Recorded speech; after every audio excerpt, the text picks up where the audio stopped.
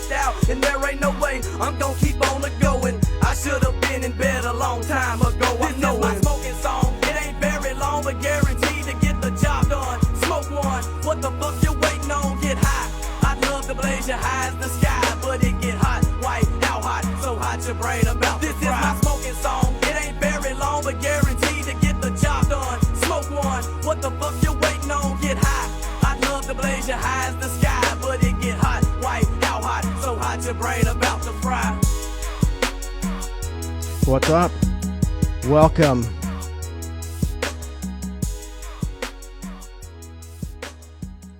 But Manson, you're telling me, who I think is the funniest guy ever. I thought he was definitely the heartbeat of that show. He was the main draw.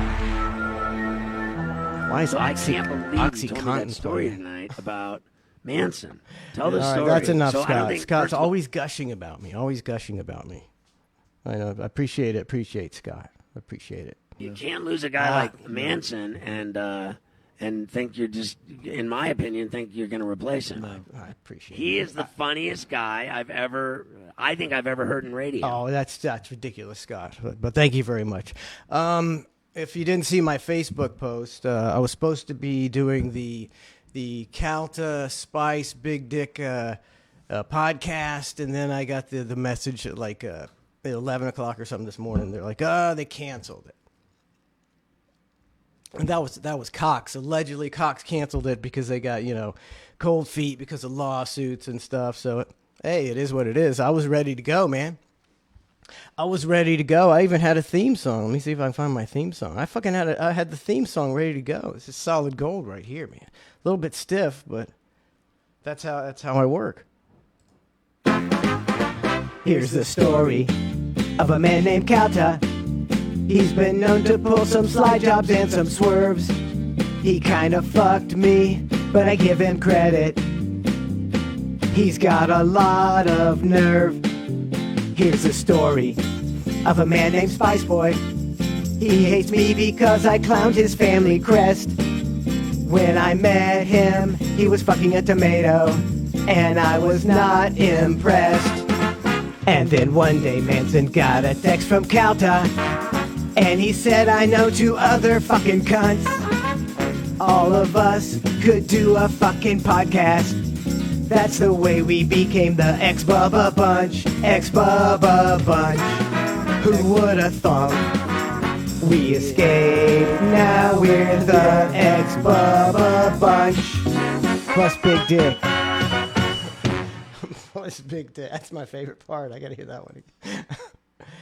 You can't lose a guy like It's not you, Scott. I was doing the Ex-Bubba Bunch. Here's the we escaped, now we're the Ex-Bubba Bunch. Plus Big Dick. Plus Big Dick. There just wasn't room in the song, Dick. It's only 1 minute long. So I couldn't get you in there. So this is basically the Manson, State of the Manson. If you want, if you got anything you want to ask me, I'm just hanging out for a while. I do have I'm going to play that a couple more times because I thought that I really like that one. And I got a new. This is a Jay Waka Flocka idea.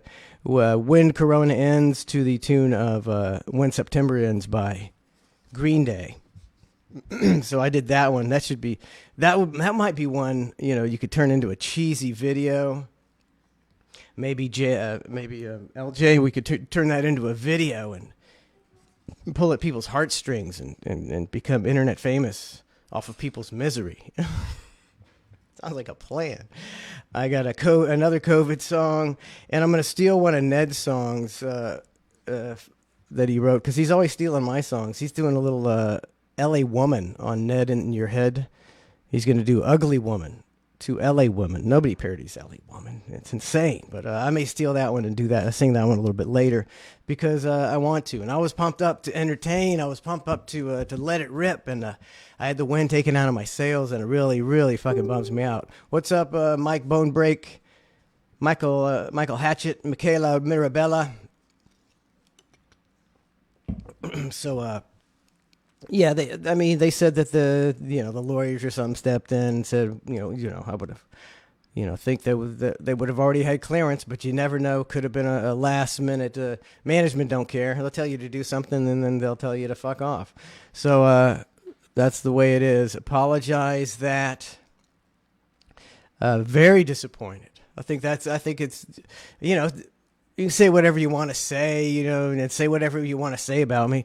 I'm just, I want to have fun and do good radio. And I do Clusterfuck, and I love doing Clusterfuck. I love doing Ned in Your Head. I love doing the bar show. And this was just basically another chance for me to do possibly good radio. That's my hobby. I mean, they somebody else didn't want to talk to me.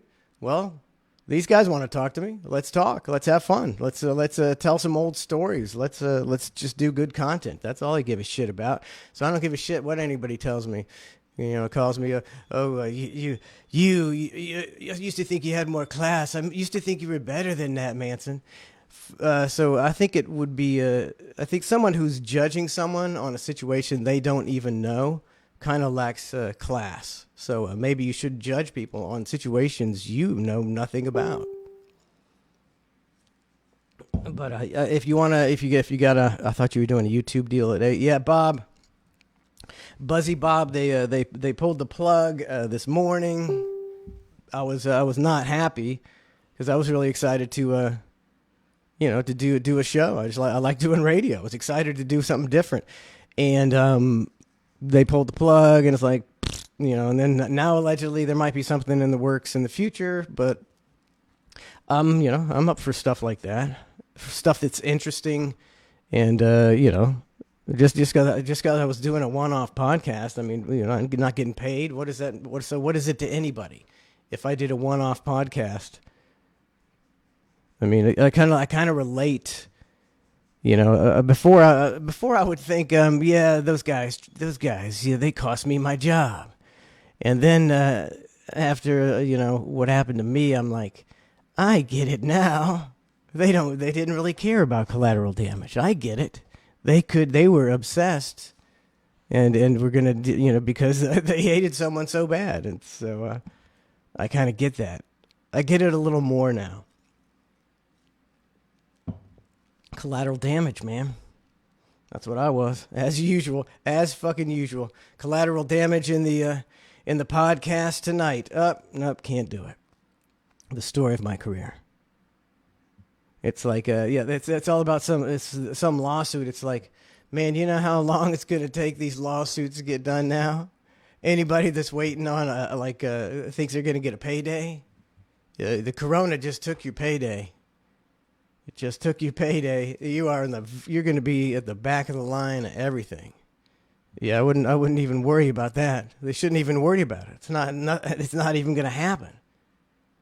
Country's shut down. It's going to be shut down. They ain't going to be court cases for months. So enjoy that. Maybe, I don't know, Spice. I think Spice was in. Mackie says, what about Spice? Isn't he in litigation? I think he was, I don't know, he was with the Hogan deal, but Hogan settled. I'm sure Spice didn't have to pay anything. He doesn't have a ton of money. They're not going to probably make him pay Hogan anything. Calta probably didn't have to pay either. And who knows how much Cox paid? Who knows? They probably just wanted it to go away.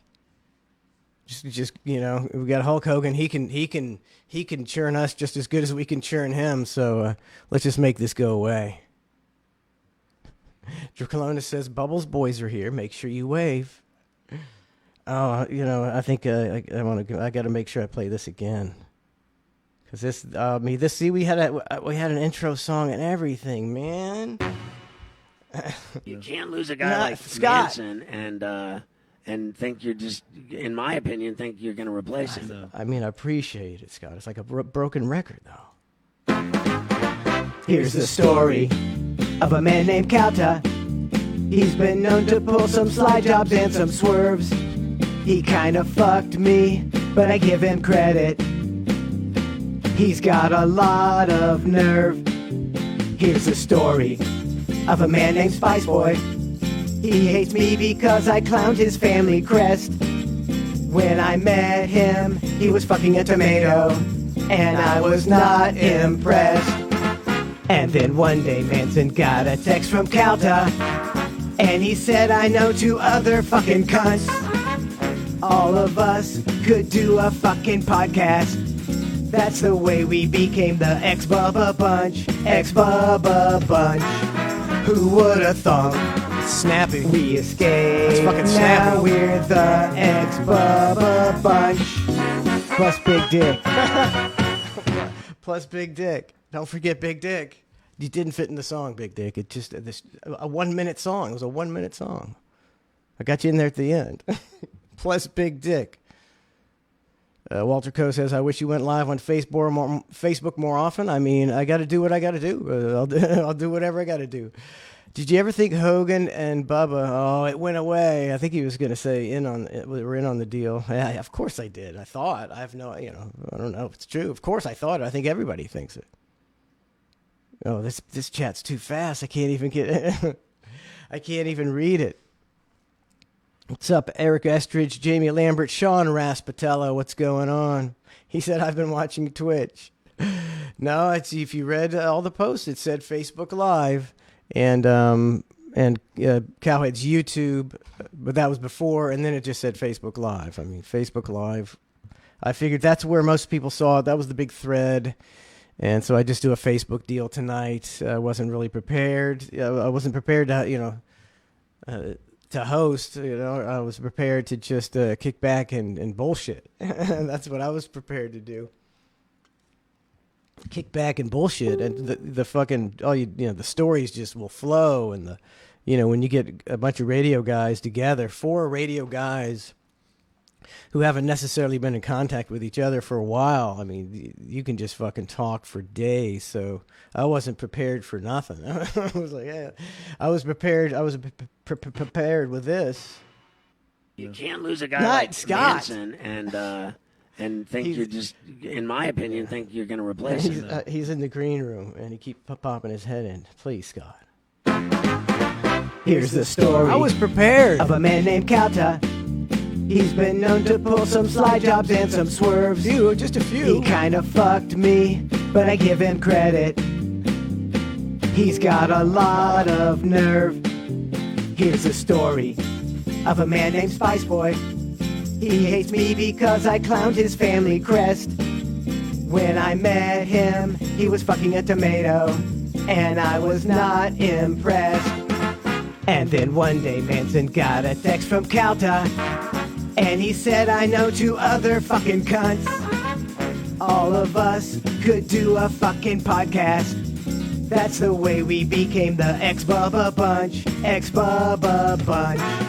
Who would have thought? It's snappy. It's fucking snappy. Escaped. Now we're the X-Bubba Bunch. Plus Big Dick. Plus Big Dick. You got to have a professional, well-written, just a snappy intro, and that was it. We had it, from the get-go. It's just going to be solid gold. Just gold nuggets everywhere. What's up, Zach Friedleb, Gary Caprara. I like to say it like that. Topher Ormond, Mike DeMarco, Greg Havens. What's up, Declonus? J.W. Psowski, El Mero. How's it going? Sorry I had to disappoint you. I know when everyone was expecting the big Spice Manson Kauta Big Dick thing. I'm sitting here. I was uploading the podcast from today's show, and that was like probably 11 o'clock. And I heard my phone go ding, and it was like, then it was a ding, and I was like, oh, I don't like a lot of dings. Like, it was like a bunch of dings. And I looked over at my phone, and the one word I picked out immediately was Cox, and I was like, well, I know what that means. I know the fucking show's canceled. And it was canceled, and it's like, God damn it! I was really looking forward to having a good time doing a podcast tonight. That's my hobby, is doing podcasts. Some people, I just enjoy doing shit like that. And I was like, just being with other radio guys who are in the same situation as me. I don't get that opportunity, and who actually went through shit with me, even though it didn't work out good in the end. And I said it before, I'm just the most easygoing guy in the world. That's why I'm constantly taken advantage of. I just, it's like, yeah, you guys, you kind of screwed me, yeah. But I got screwed in the end worse anyway. But how many years? It's been a few years. I don't have room in my life to worry about shit like that, to dwell on shit like that. It's like, as long as I haven't had to sell my house yet. Thank goodness for Twitch. Twitch has kept my family going. So I'm sorry that we didn't do the podcast. He says he's got something in the works. I was, I had the gimmick ready, the intro, and like I said, you get 4 guys like that together on a podcast, and you're just gonna have radio gold. So it's like I was definitely bummed out. Looking forward to just. I'm sorry, people. You can say whatever you want about me or to me. I just think that's gonna be good radio. I'm sorry. I'm like a fiend for good radio, and I knew that would be good. I knew it would be fucking good, and I'm just disappointed. I didn't care what happened. I mean, I'm going into it just, hey guys, I know things happen, but let's make some magic, and maybe they're looking to just attack me. I have no idea, and if so be it. I'll go, all right, well, holy shit, that's loud. What was I saying? Yeah, it's like, yeah, okay, then I'll say, all right, I'll see you later. If if you're just, if it was like but I'm not. I'm thinking it's just I'm thinking Calta knows that he's got a gold mine right there. So, I mean, not a gold mine. I don't know about monetarily. I'm just talking about a content gold mine. I mean, he could use that, on his show. He could. It's just going to be a really good show if it ever happens, but it may never happen. And I'm sorry, I'd probably do a radio. I would be Satan's bit guy if, down in hell. I'd be like, hey, I get to write songs and not burn in the lake of fire. I got to do it, Satan. Who do you want me to trash? But yeah, I am disappointed. But I'm happy to be here, and I'm going to sing this. Let me get the where's the other thing here? This is from Jay Waka Flocka. When Corona Ends. Let me make sure I got this right. It's a lot of Ned stuff. The content is voluminous. It's voluminous. When Corona Ends. No, not when. Yes, When Corona Ends. Let's check this out. Little Green Day deal. Let's make sure. This is going to be the hardest and the saddest week of most Americans' lives, quite frankly. This is going to be our Pearl Harbor moment, our 9/11 moment. Da da da do. Ba ba ba ba ba ba ba. Wake me up when September ends. It's gonna be Corona. When Corona ends. Okay, I think that sounds pretty good. I'm gonna turn up the music a little. All right, I don't have the lyrics, so I gotta get the other pewter over here in a minute because I don't have the lyrics. Just want to make sure everything would be kosher on that one. That's a pretty good one. I gotta thank Jay Waka Flocka. And if I don't see your question, please ask it again. Maybe it's not because I didn't have a good. It wasn't a good question. I'm trying to do 18 different things. I'm a one-man band, as Ned in Your Head likes to say. Ned says in Ned in Your Head, which is every Friday, 7 a.m. At least 2 new parody songs plus 6 classic ones. This week, already the songs are done. He was in a fit of creativity. The L.A. Woman that I'm stealing possibly later tonight, Ugly Woman. Oh, what's the other one? Oh, fuck. Oh, and a Goo Goo Doll's name, and this is Wait. I won't tell him you'll wait. So that could be interesting, done by Ned. All right, what's up? Patrick Hensley, Tom Barrasso. The King of Dimes is leading the No Pants Nation. He is. Ned in Your Head every Friday, 7 a.m. if you want to get crazy on a Friday. I mean, it ain't your regular radio show. It's not your regular radio show. It's more, it's just a different thing. If you want to see something different that's kind of out there, and I mean, there's a lot of pops. I'm telling you, there's a lot of pops, and there's a lot of of madness and just raging. And having fun, and I love it. It's some of my favorite 4 hours of the day, of the week, along with Clusterfuck and the Bar Show. That's what my hobby. My hobby is doing this shit. Who pulled the plug? Cox. Yeah, supposedly it was Cox. I mean, you know how it goes. Yeah, it could be either it's a bunch of dudes setting it up and they never checked with corporate. They just thought they had it. That's typical dude stuff. That's why I have Donna to always make sure my I's are dotted and my T's are crossed. Or they could have got it, their I's dotted and their T's crossed. And then they started talking about it and corporate was like, hey, man, we changed our mind. That happens too. Either way, I'm left, holding the bag as usual. Nice guys finish last. I'm here to disprove that. My life's mission. Still trying. See, just see. Like some people are like, "Oh, I'm done with you." What? Because I talked to a guy on a podcast? Big fucking deal. We've been taking shit too seriously. This is talking radio. This is talking people trying to earn livings. This is, you just need to chill the fuck out. Well, how does it affect you if I go on Mike Halta's podcast? Don't watch it. Don't listen to it. You'll the one be missing out, man. You'll be missing out. Okay, I'm going to do this Corona shit.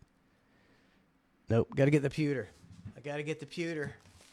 It's right over here. I thought it was. Where'd it go? Oh, no, the black computer's not on in here. Oh, I need that black computer. Where is it? Maybe it's. I'll be right back. No, I did it.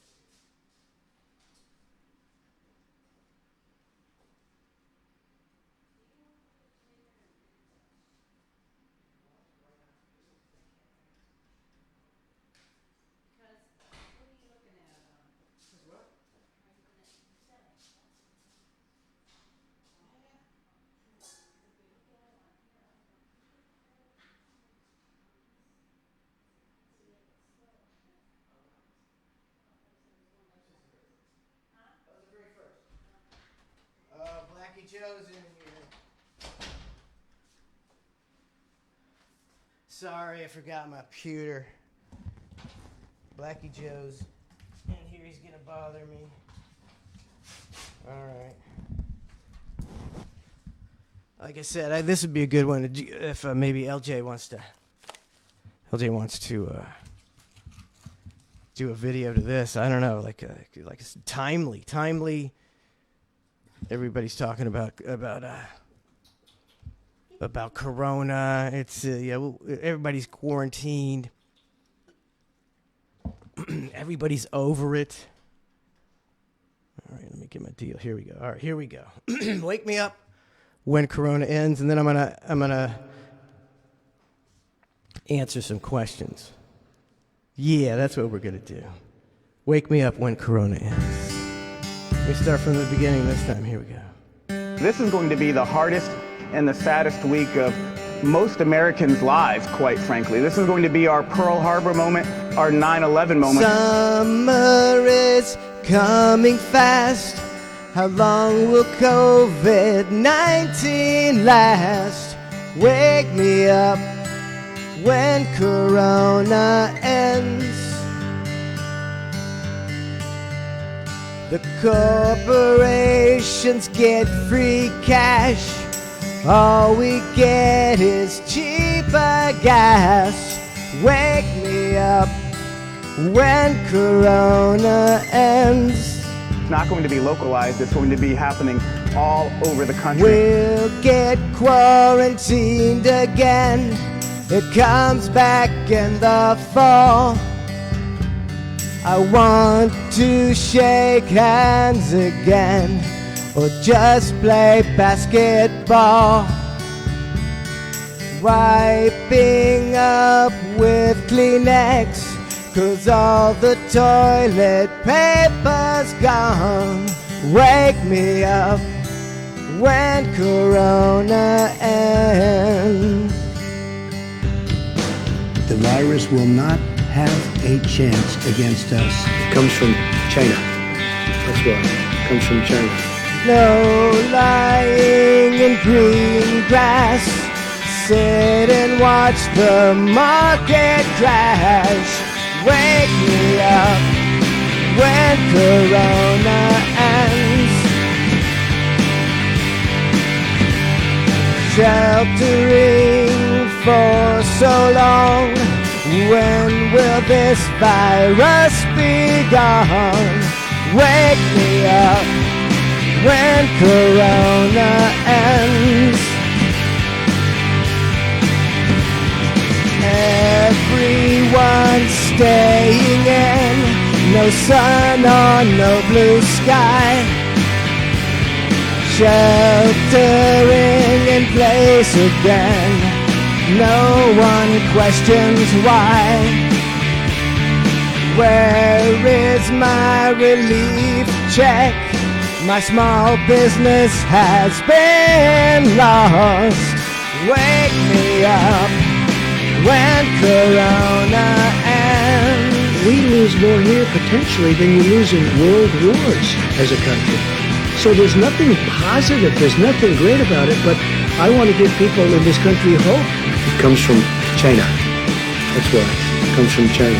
We're going to lose 220,000 people, and it's going to happen over the next few weeks. It comes from China. That's why. It comes from China. Summer is coming fast. sheltered with no job or cash. Wake me up when Corona ends. Staring out through the glass, all because Wuhan needs bats. Wake me up when Corona ends. This is going to be the hardest and the saddest week of most Americans' lives. Wake me up when Corona ends. It comes from China. That's why. It comes from China. Wake me up when Corona ends. Woo! Thank you, Jay Waka Flock. I think that was a really good idea. I think that turned out pretty good. I think it turned out real good. I like it. I like it a lot. That's really a good. It's just perfect. I mean, perfect for telling a story like that, which is what I look for in a parody song. Oh, that was fun. That was good. Let's see what we got here. Tune into Clusterfuck ahead. Donna's got to give me my promotional reminders. Thank you, my IT gal, and my executive producer and business owner. Tune in to the Cluster F show tomorrow, 7 a.m. 7 a.m. What about 7:30, babe? 7:30 a.m. We're changing on the fly. I'm up late tonight. I haven't even showered. Oh my God, haven't prepared for tomorrow's show. 7:30 tomorrow. Text Trace, 7:30. If you enjoyed, hope you enjoyed the show today. Jerry, Trace's friend Jerry, FaceTime stopped by, and he actually had the pop of the day. So he's probably got a real big head. And we were playing Ain't No Way You Getting Home. So I'm sure, as Uncut Media Man Dingo said, Jerry's head is 1,000 times bigger than it was. Ain't no what? Oh, it's Trace and Jerry. My bad. I was looking for their deal. T. Trace and Jerry edit. There it is. Ain't no way you getting home. Play that shit. Oh, it's just delayed. It's a Trace job. It's loose. 3 seconds loose. Ain't no way you getting home.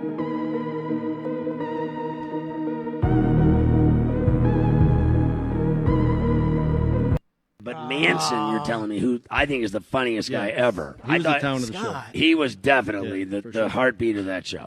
He was the main draw. I know, but we're talking about Tracy. So I can't believe you told me that story tonight about Manson.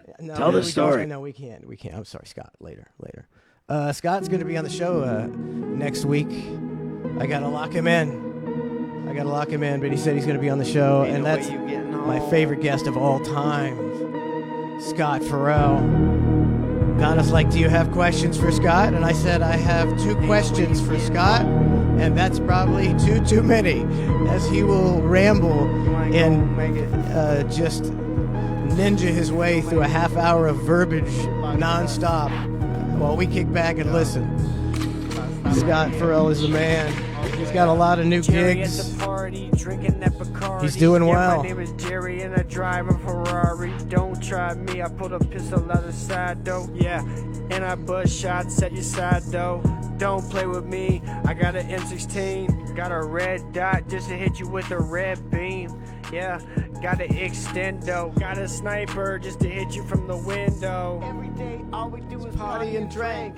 If we getting high, what the fuck do you think? Yeah, we getting stoned and we drinking Patron. Millennials. If you party with us, there's no way you millennial rap. If you party with me, then I bet you gon' see that I'm the craziest motherfucker that you ever gon' meet. Yeah, I'm getting crazy and I'm getting stoned. I'm doing shots of Patron and you ain't making it home.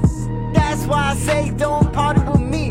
Yeah, I'm crazy here and my friend Jerry's a thief. You don't even know he robbed you cause he stole your PS3. Trace and Jerry here, yeah, you know we flow with the beats. Every day all we do is party and drink.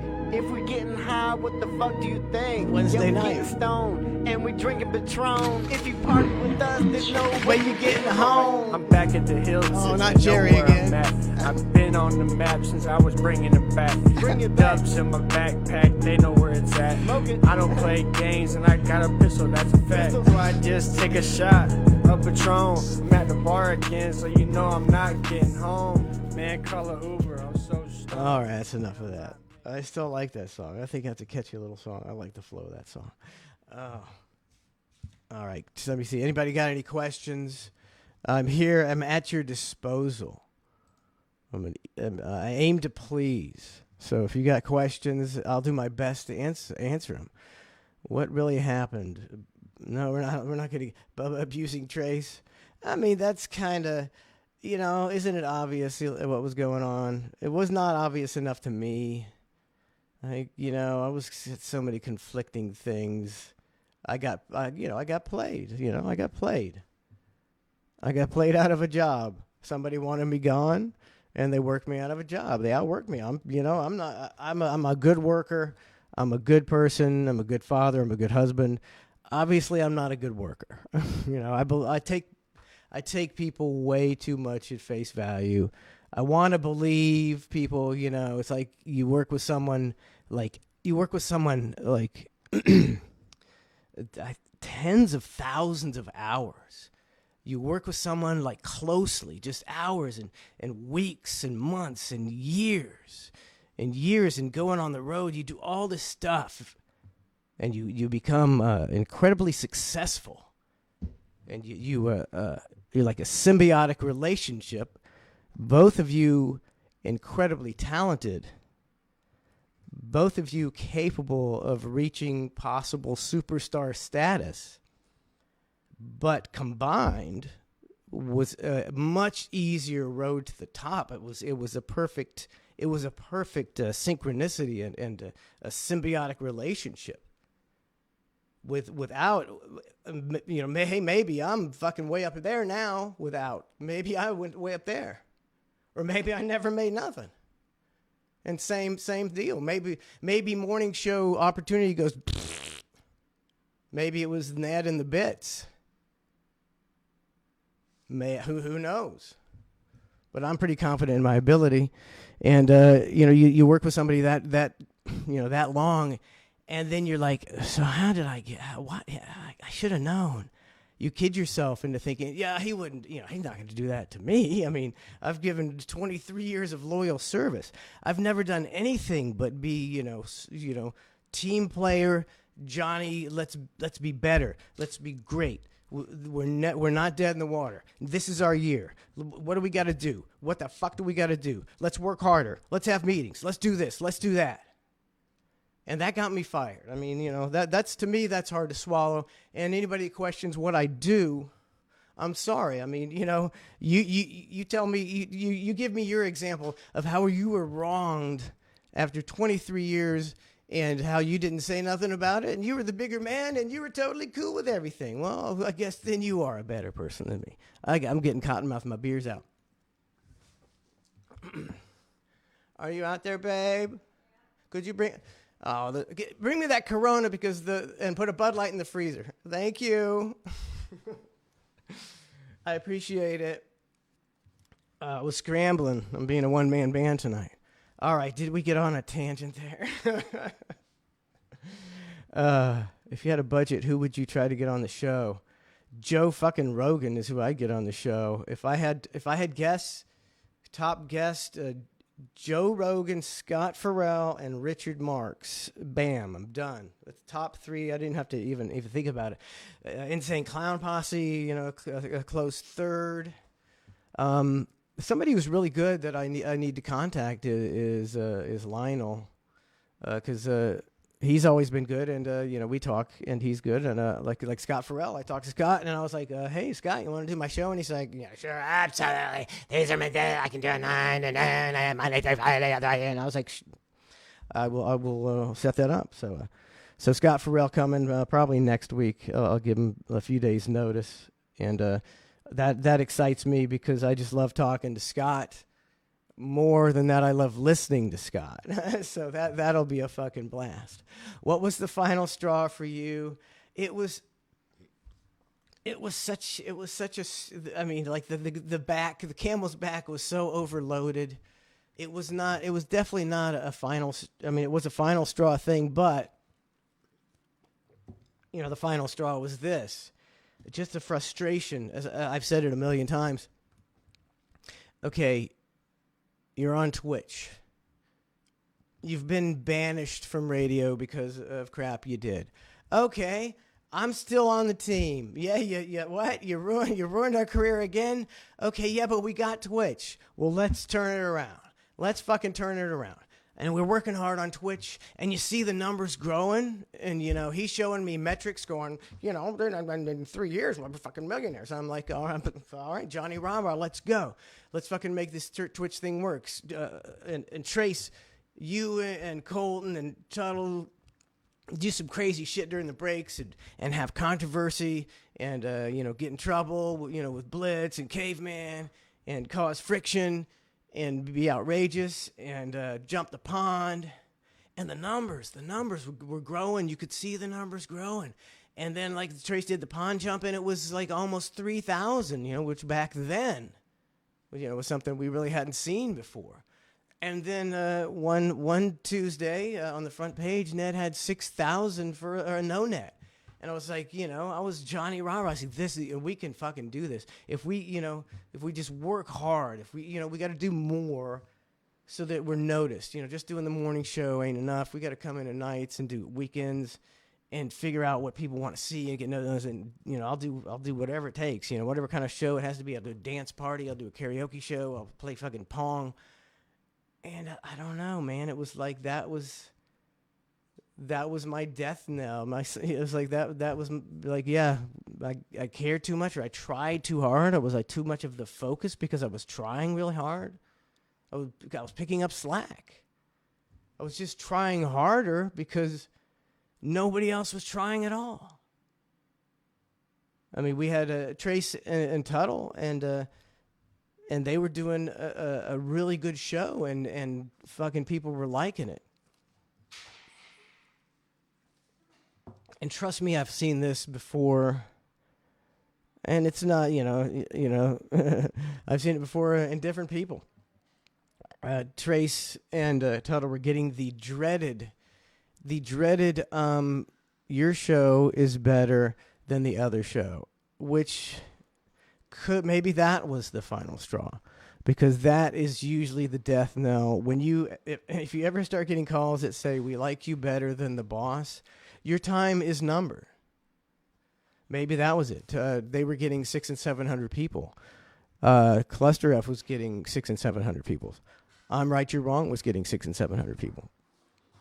So, you know, anybody they can say what they want. I got fired. I didn't get fired. I got driven out because I worked too hard. Look, and I'm not Johnny Go-Getter. Excuse me. I mean, that's probably part of my problem. It's like, you know, I was like, I did my work. It was good, and I was making good money. You know, that's good for me. I should have been a go-getter. I should have pursued many opportunities, but, you know, I'm just easily satisfied. And I had a good gig. I enjoyed making those things, and you know, that's what you get for being Mr. Nice Guy and be Johnny Rama. It don't work out, you know. Yeah, I'll just take the thing. Let's make it easy on you. Ooh, thank you. If you could put a Bud Light in the fridge for me, that would be spectacular. Thank you, babe. All right. I think Donna got me a couple questions here because I'm too scatterbrained. I got too much going on and singing songs and she says, "Do you have any love left for Bubba at all?" It's like, no. It's like it's you delude yourself. It's like I don't know, people, if you can relate. Like if you go in a room and you have fun with somebody, you know, for hours at a time and share laughter, a normal person, you know, develops at least some kind of bond like at least a bond of kinship with humor or something. And, you know, so it's like I had such a chemistry with him that I could, you know, I don't know. You look past things and you're just like, there's some good in there. Even you know it's not true. You just fucking fool yourself. You're like, he's not the worst person in the world. No, he's not.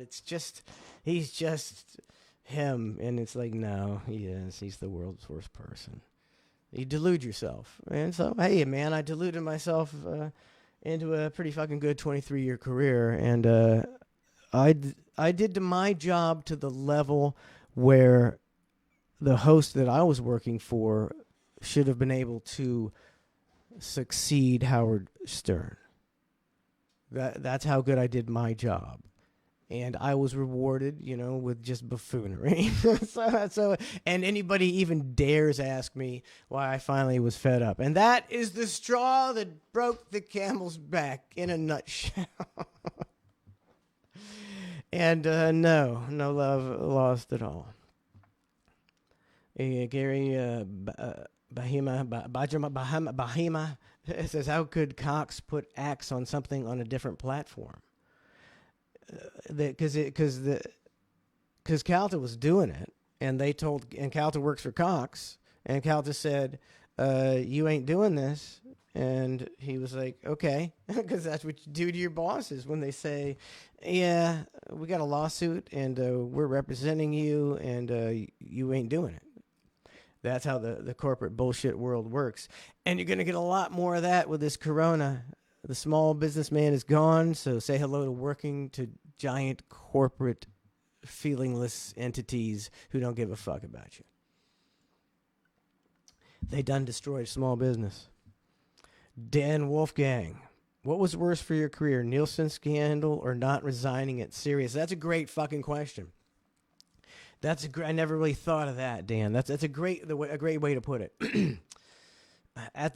Obviously at that point, the Nielsen scandal was worse for our career, but not resigning with Sirius took us off one of the, you know, an uncensored platform that reached everywhere.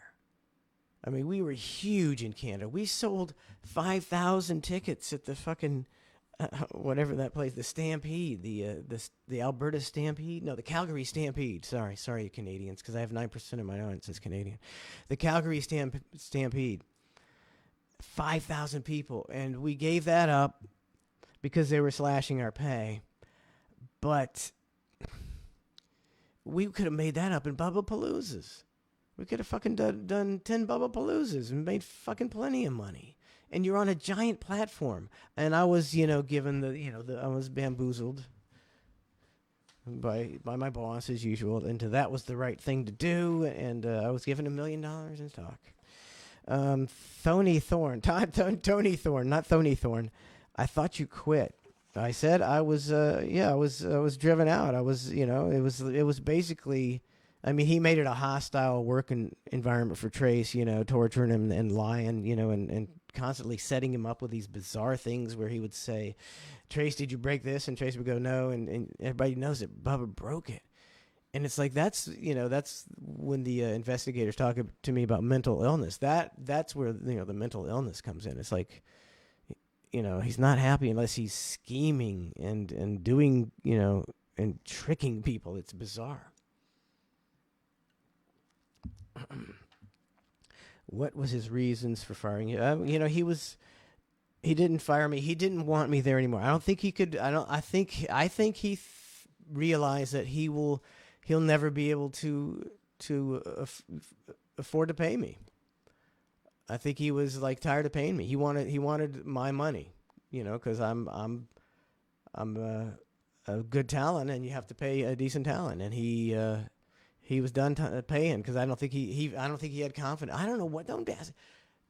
I don't ask. I have no idea what his reasoning is. He stopped doing good radio, and you see the people in the chat. You know, probably a lot of those guys are listening and watching right now. They would hate on the show. It's like we quit watching the chat because all they did was say how bad the show sucks. And I agreed with a lot of it because he wasn't either trying to do good radio or he was in a bad place where he couldn't do radio. But it certainly seemed to me he was trying, because I begged him. I was like, hey man, come into my room. I got the volcano set up and let's like get this party started. Like the good old days, and get crazy and talk about Chinese Cro-Magnons and get fucking loose, and he would never do it. I mean, and that we used to do great shit like that, and the show became just watching YouTube videos and commenting on them, and it's like that's just lazy ass shit, man. So that's why he got rid of me. God, does that answer your question? No. Well, it didn't answer mine either. I have no idea. To me, look at all the crap, cam girls, bringing in people off the street, and now he's got a guy he's gonna have to kiss ass with because the guys probably don't want to be shit on, and he'll not shit on you for a while. So we'll see how that goes. Maybe he needs a job. Sometimes you gotta take what the boss dishes out. But how about, wouldn't it have been better to try like a year and a half ago when I suggested it, and been fucking doing a lot better now? All right, such common sense. What about you doing a one-off show with Brent? If Brent calls me, I might do a one-off show with him. Mike DeMarco question: Do you regret writing the parody Clemini now? How do you feel about that song now, even though you meant it at the time? I didn't really mean it. It was just such a good title, Him and I and Clemini. So I mean, many times I would write songs, even though it's like, I'm not. I mean, like. Even if he hadn't, got rid of me the way he did, we never would have spoken to each other again. He didn't, he doesn't like, people like me. He likes to do the things he likes to do, and he doesn't like hanging out with people like me. There was no, I wish I'd have pursued, other opportunities. Part of it's loyalty, and part of me was, this is. It's a good gig, as far as, I get so much creative freedom. But, excuse me, I should have recognized the downward spiral. When you can't even get on in Tampa, your own, the markets you dominated for so long. I should have realized it then.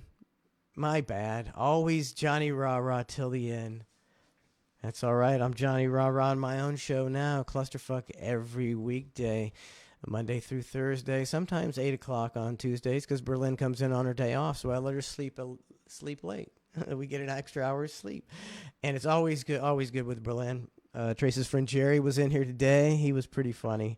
And we didn't even talk about Corona. So, and then Fridays, Ned in your head, 4 hours, usually 3.5, whenever he passes out, of parody songs, madness, mayhem. Join Ned and his epic descent into madness.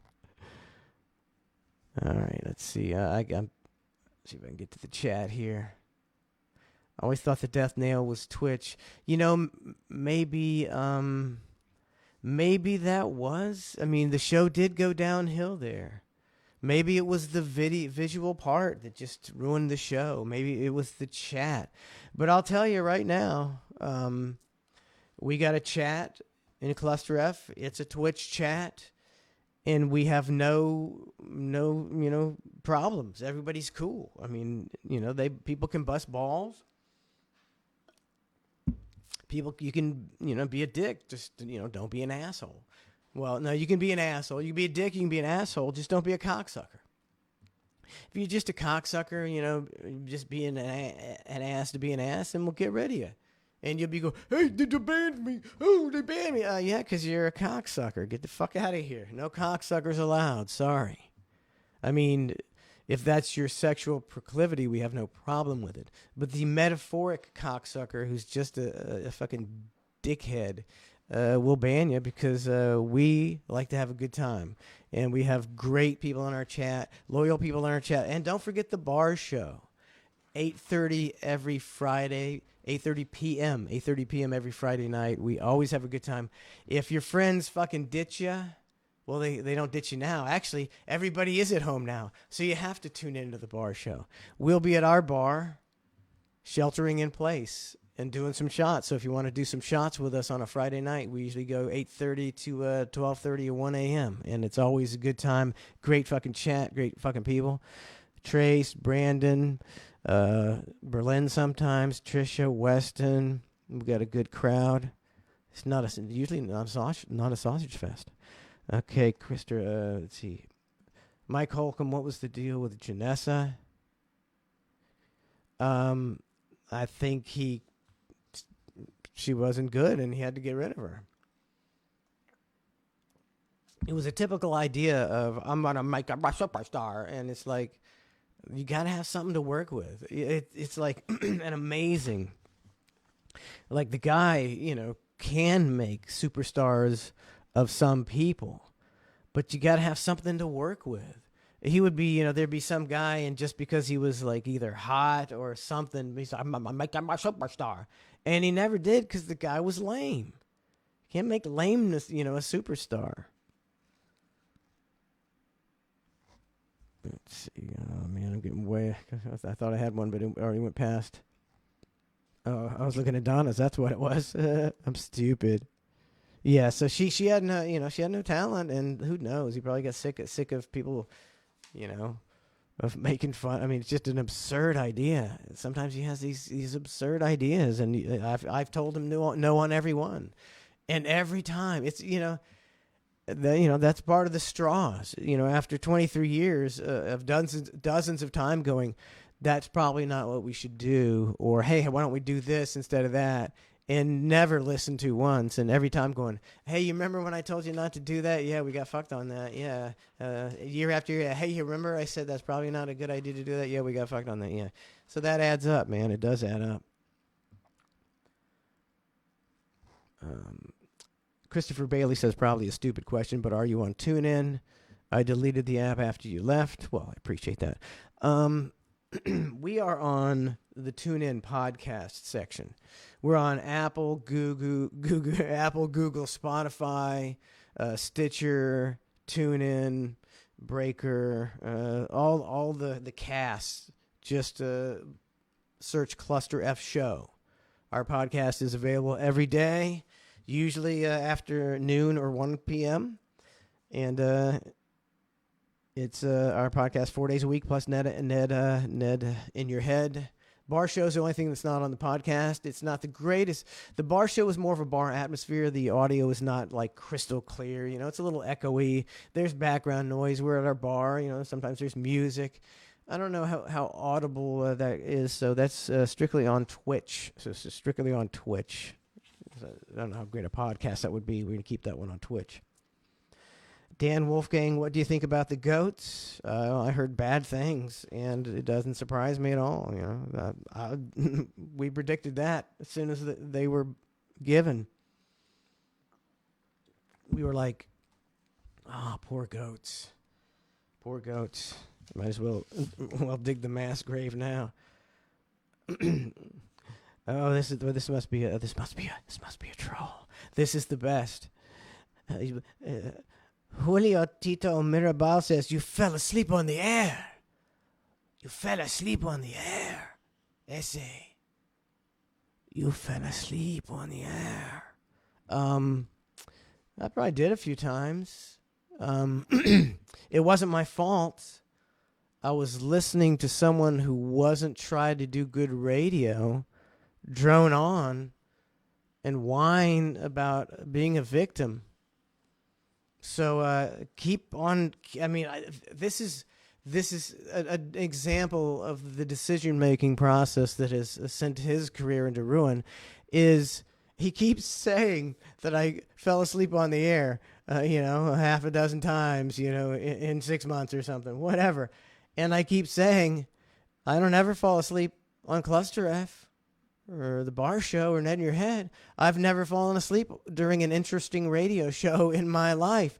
The monotonous droning of woe is me and I'm the victim. And let me tell you the story for the 10,000th time. I would actually turn it up in my headphones, and it was like a sleep machine. I was just like, and I was like, oh, just be ready with a yes, Bubba. Not right, Manson. Yes, Bubba. Because it blew. Thank you, Julio. It fucking blew. It was so fucking bad that a radio professional couldn't keep his eyes open. It was horrific. It was horrific. Blah, blah, blah, blah. And a lot of people like that. They just want this. They want to hear the same old blah, blah. They want the same blah, blah they've been hearing. But you know what? It used to be good blah, blah. It used to be real good blah, blah. Sometimes the blah, blah fades. Not riding his dick. Truth is, Mike quit. I mean, I've gone over it ad nauseum. He wanted me gone. He quit trying. He made it miserable for me to work there. He didn't want me there. He kept fucking with my shows, kept fucking with my bits, trying to make me look stupid. So, yep, kind of got fed up with it. You're right. You're right. I think I'm done with that one. Yeah, all right, let me find something live here. I was going to do I haven't even peed yet. I may do a COVID song. I got a Stroke Me. Billy Squire didn't practice it, so I'll probably fuck it up. But I'll get through most of it. And then Ned's L.A. Woman that he's going to perform Friday at 7 a.m. during Ned in Your Head. It's a Jim Morrison, L.A. Woman, Ned's Ugly Woman. And I just want to sing it because Ned always sings my fucking songs. He's taking all the good songs for himself. Maybe I want to sing it just for the hell of it. Maybe I'll do a whole show one time. Manson sings Ned. All the songs that he stole from me. What happens to the goats? I'm pretty sure I have no idea. They were not killed. They were not put anywhere. Didn't happen.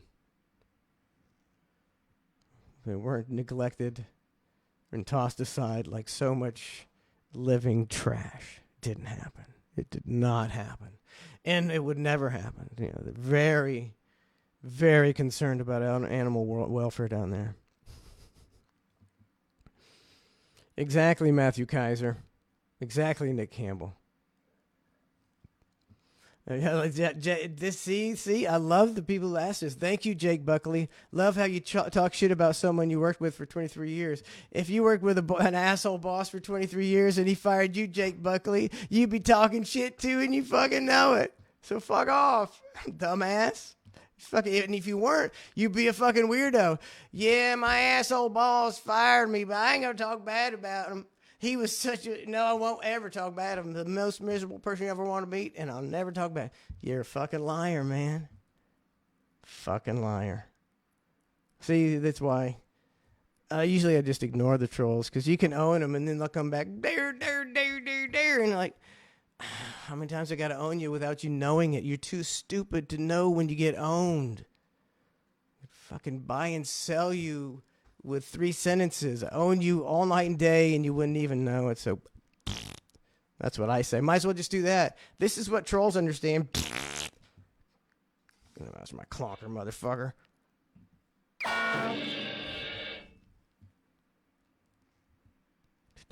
Any chance we could get a Saturday Night Ned show? I'm thinking about it. Oh God, it's so hard. So much content. It's so hard. I've been thinking about it. I'll try. I'll try to do it. You know, I could just do it and just do old songs. I don't have to write new songs. I'll do fucking old songs, and it's not that hard. If I have to just go do some old songs. Whew, gotta get so tuned up. Oh my goodness. Tuttle brought the show down. I mean, I enjoyed Tuttle. But maybe it is the Tuttle curse. It was the Tuttle curse. He didn't do it on purpose, or maybe he did. Maybe he's more self-destructive than Bubba, because he was doing great with the Buds and Tuds show. Man, he was fucking kill it. How I missed it. Well, am I really the bad guy? Yes, you are the bad guy. That's why you've got 70 ex-employees who don't want to talk to you. See, I get it. You see it. I'm such a radio guy. It's like I can't stand reading the chat and not talking, because I'm like, it's dead air. But that's what you got to do when you're doing a show where people are asking you questions. So I got to chill out for a second. Favorite, like talking in the middle of the. I didn't like talking in the middle of the parodies. A lot of people didn't like that. It didn't. I mean, when he did it to the extreme, yeah, it got a little irritating. But I didn't mind him dissecting them. What I hated was he wouldn't listen close enough. There'd be like, you do a bit, and there's like a couple lines that's the real good ones. It's like, that's the best two lines in this bit. And he'd cut it off right at the punchline, and it's like, I mean, now people don't even know that it was that funny of a bit, because you missed the two punchlines that I really worked so hard on. But, that was the least of... that didn't bother me that bad. I don't care. Let's dissect the bit. I have no problem dissecting the bit. Am I still cool with Matt Major? I think he was being a dick and acting like I was, I never did nothing to that guy. What in the world do you think I did to Matt Major? I mean, I have to talk to him a half dozen times. I never had any problem with Matt Major. I don't think I ever said a bad word about him. And then he was acting like, a real cocksucker. So I guess he don't like me. Sorry. I'll try to sleep at night that Matt Major doesn't like me now. Whatever.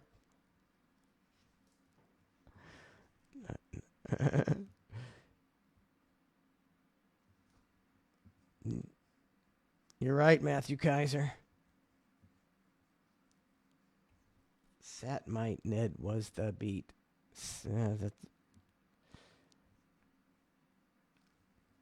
I'd like to do another collabo with 25. Just, man, this Corona thing, is throwing everything a couple months, behind. Nothing's, Ned Greaseman style. It's like Greaseman on acid and crack. The stories are way more bizarre. They're not, Greaseman basically told old jokes with sound effects. And, he got very exaggerated and but basically they were all like old, long jokes. Excuse me. Like if you, if you ask some old guy to tell you a joke and he goes on for 3 minutes about a joke, well, the Greaseman would make it 5 minutes and add sound effects and all this shit. But it was really just a bad old joke. What were the favorite years in my career, says Ray Novak.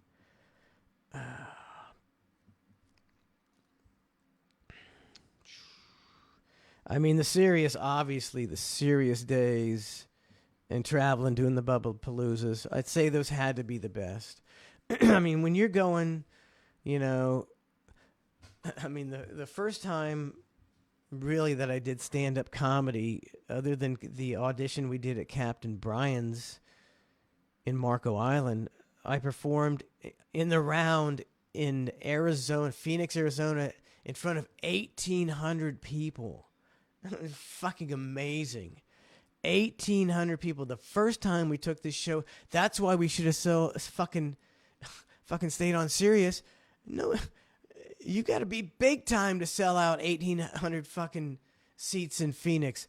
We went to the Hard Rock in fucking Vegas and sold out the Hard Rock. That's why you stay on Sirius, for fucking free.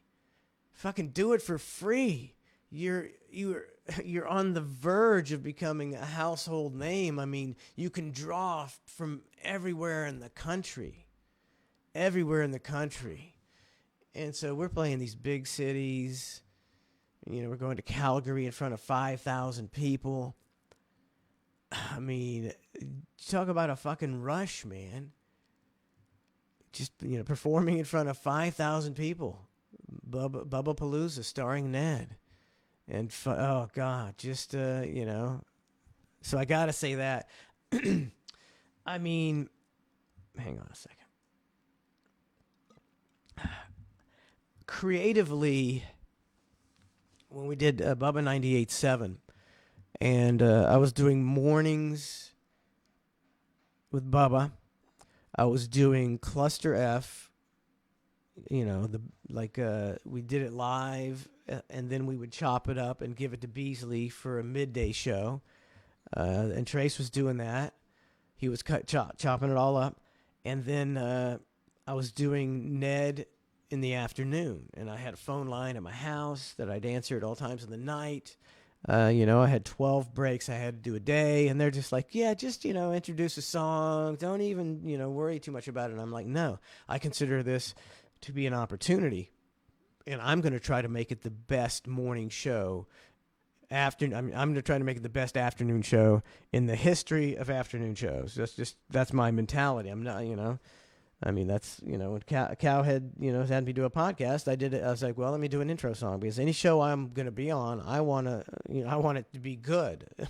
That show rubs off on me as well. So I want people to say, wow, that was good. It's a fucking great podcast, and I want to be part of making it great. That's always been my mentality. I talked myself in a circle on that one. Bell. All right. See, you and Shannon Burke, cool. You know, I don't know. Bubba probably told him that I fucking hated him and some shit. I guarantee. See, I never had one fucking problem with Shannon Burke. And, like, you know, when Bubba said he's bringing him in, I was like, as usual, I was like, well, you know, I'm sure you will, and that's fine. I said, but he's a host. You know, he's been a successful host. You know, he's a type A host guy. I said, I just don't see it working out, you know, where you two aren't going to butt heads, because, you know, I didn't tell, you know, I'm not going to say Bubba, because you're just going to yak, and Shannon's going to get over that. But I knew it wasn't going to work out, and I thought we did, you know, plenty of good, you know, radio with Shannon. I thought it was a pretty good lineup. I mean, Shannon's an infectious laugh was, you know, he's got a great voice and a great laugh. And I could do a show with Shannon, like that. I mean, you know, I could, you know, and I wanted to go, you know, before I knew someone else was going to Old Man. Scott was trying to get me in there, and I was like, hey, Shannon, I'd like to stop by and do your show just for the fuck of it. But that obviously didn't happen. So I don't know. He probably been told that because like, but at one point Bubba was like, hey, let's bring Shannon back, and I was like, well, you know, Shannon kind of got while the getting was good. And it didn't work out the first time, so why would we do that? You know, it didn't work out the first time. Let's not do it again. And so if he resents me for that, I don't know. I mean, I think that's pretty common sense.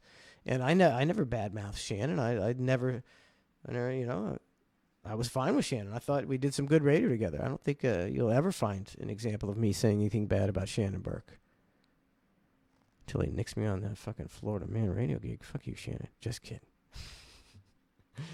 Who was behind the serious decision? Well, who do you think? I mean, the big boss man. The big boss man said, let's do something else, that I'm going to quit after 3 years. Brilliant. That's all you need to know, man.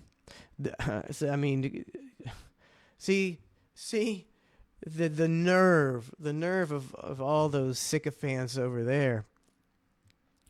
I would say stuff like, we should do an uncensored IO show still. We should still be giving them a live hour show, because we quit doing that years ago. I said, what is it? The skin off our backs, a fucking hour, you know, and you can, you know, and, you know, I mean, we did cluster fucking all those shows that were, you know, were live and uncensored, but they just want the show. People they wanted the fucking show, the morning show, every day, 10 to 11, uncensored, would have, you know, got us so much further than we were. But we just quit. I didn't quit trying. I go back and pull every bit I did in the last 6 months, and some of the best stuff I've ever done. So suck on that.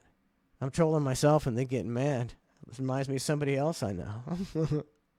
When you left Serious Major Mistake, always thought, couldn't believe it. Trust me, Michael. You're 100% right.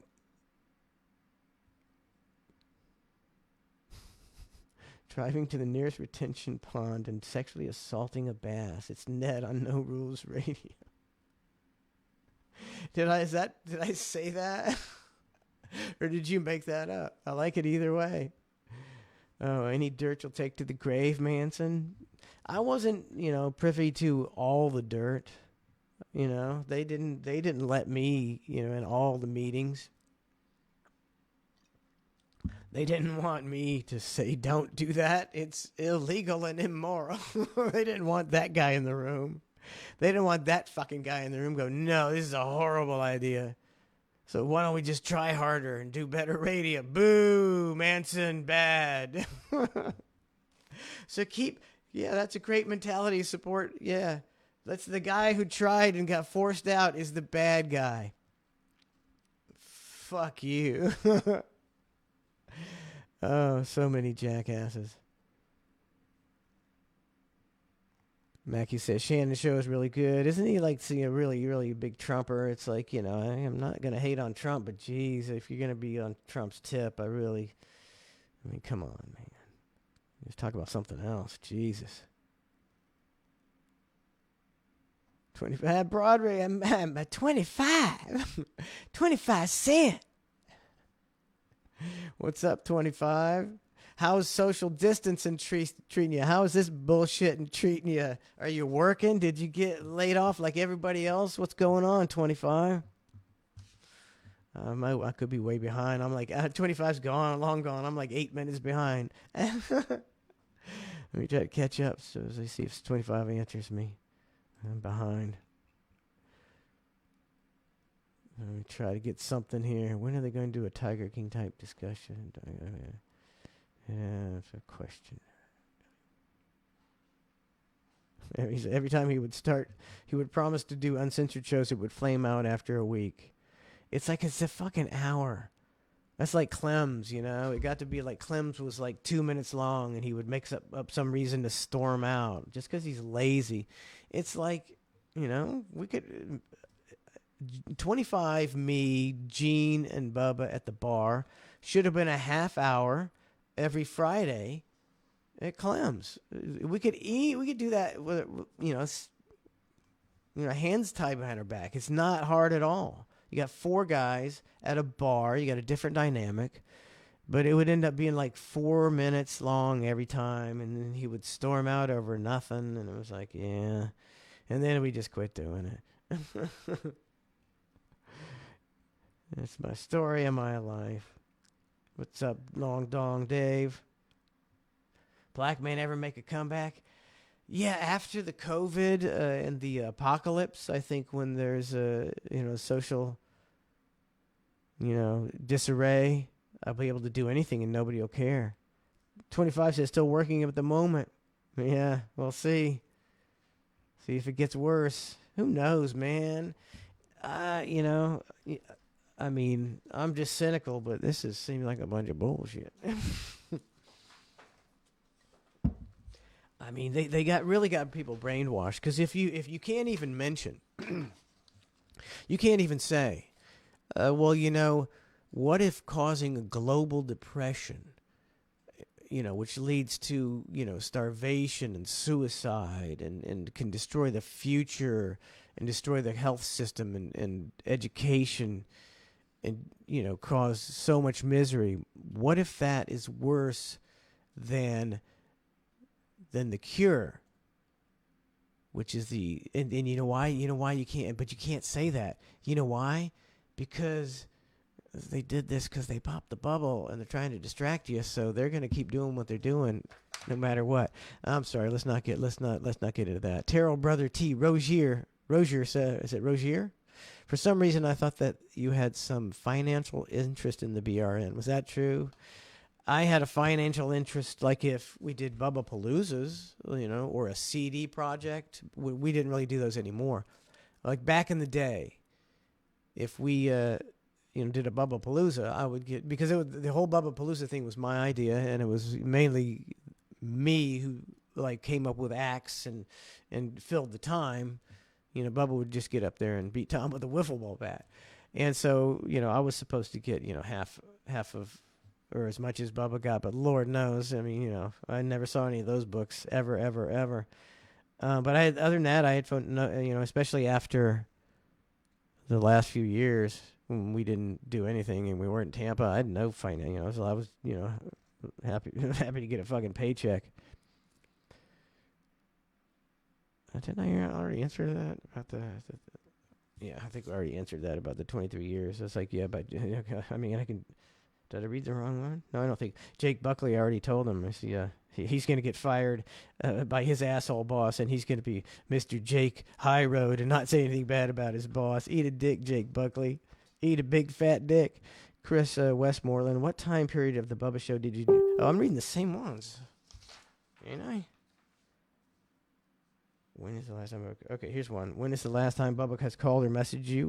When he told me to come down Tuesday and get a talking to from him and Bean and probably sign some stuff or shit, whatever he wanted. And I said, ain't happening, Tubby, come get your car. And that was the last we spoke. And I didn't call him Tubby. I was respectful. Were you more apprehensive to see Spice or Cowhead? I wasn't going to see him. It was a podcast, and we're going to do the Zoom four camera deal. That's why I did the Brady Bunch theme, because we were going to be like, the four guys in the camera. Oh, where'd it go?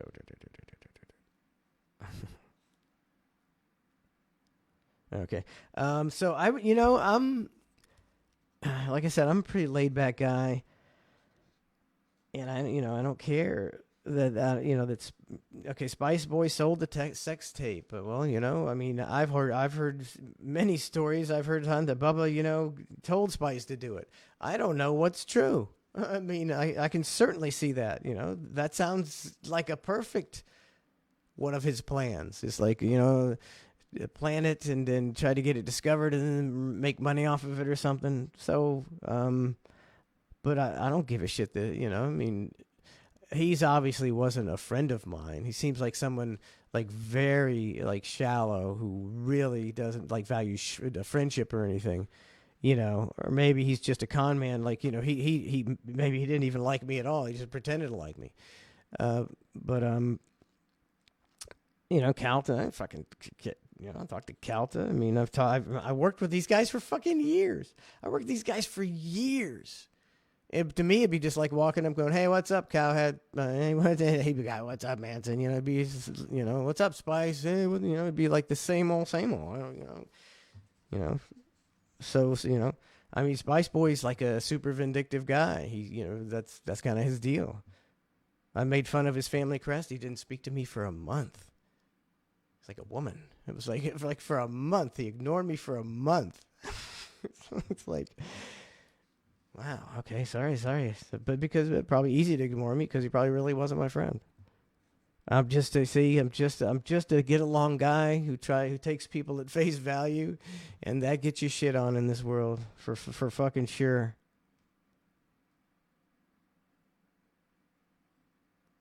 What I found very creepy was the comments he made about your wife, and he's doing it to Seth now. I mean, that's some kind of weird thing. Like he thinks like that gets to you. I think I swear to God, he actually thinks or thought that I would be going, oh, he's really coming on strong to Donna and saying sexual stuff, and boy, that's got me steamed. And he's thinking that Donna probably wants to have sex with him. And then I'm mad that he's talking about my wife in a sexual way, and it's like I couldn't give a rat's ass. It's like Donna would find you repulsive, and in every way, mentally and physically. So You ain't bothering me talking about it. I mean, and he would just talk about it day after day, week after week, month after month, year after year, and I'm like, yep, you're really getting me. Oh boy, yeah, Don. Yep, Don does want to run off with you. If I died, she'd go right into your arms. You're the man of her dreams. Just some kind of, the mental illness factor comes in when again he had some kind of like fantasy world going on in his head or something. He probably still does. You are correct. Except I missed your name. Sorry, go on. Yeah, possible, Ivan. It's definitely possible. Not that there's nothing wrong with that. It's definitely possible. It could be just a deviance, any form, like a pansexual. Doesn't matter as long as it's nasty. Jack nasty. Sure, I'd bury the hatchet with Bubba. take a truckload of cash, because look, if you gave me a truckload of cash, I'm talking a truckload of fucking cash, like I was making back in the serious days, I could go in and fucking do a show with him. I'm not gonna hang out with him, I didn't really hang out with him before. I can do a show with anybody. I can turn it on, I can turn it off, as long as you have the chemistry. If you got the fucking, it ain't gonna be no truckload of cash. Those days are over. Those days are way over. Do you get paid when Bubba plays your songs? I didn't get paid for my songs when I worked there. That was the ever present iTunes check promise. They sold my. It's part on my fault. I'm an easygoing guy, and I was supposed to get a percentage of all the stuff they sold on iTunes. Why wouldn't I? It was in my contract that I would get stuff, and then I didn't have a contract, but I would assume, I didn't have a contract because we worked with each other for decades. I didn't felt I needed a contract. We needed a handshake. I just showed up to fucking work, and you paid me the money. Yeah. Wah, wah, wah. Water under the bridge. I didn't need a contract. I guess I did. I guess I did. I'm a sucker. I never checked the books. I was like, I'm getting fucked. I'm not getting the iTunes money. I mean, the CD money, we always kept a disproportionate amount when, half the CD was, Ned Manson. But I was like, hey, if you're getting screwed, but there's a lot of lube, it's easy to let things slide off, It was the one smart thing he did, probably one of the smartest things he ever did was pay me well so that I wouldn't leave. So he did make one smart decision until I couldn't save him anymore. You gave me no audience to entertain anymore, and I couldn't help you, buddy. We weren't even on in Tampa. What do you want me to do? Okay, I guess I could get rid of that guy. Should have fired himself. Save the show and fire yourself. I don't know, Lisa. I don't know what he's got. Something. Who has all your songs on Spotify? He's got everything I got. I should probably do a cease and desist. See, I'm just, whatever, Tubby. You haven't steal the shit. You die alone. That's all. You'll die alone. He's always alone. He's either alone or with somebody who benefits from being with him. He'll never find somebody who he cares about, because he doesn't care about anybody but himself. Did everyone cancel? Yes, Nick Campbell. They canceled and said that Cox, said they couldn't do it. So allegedly something else in the works. Whatever. Give me a call. Let me know.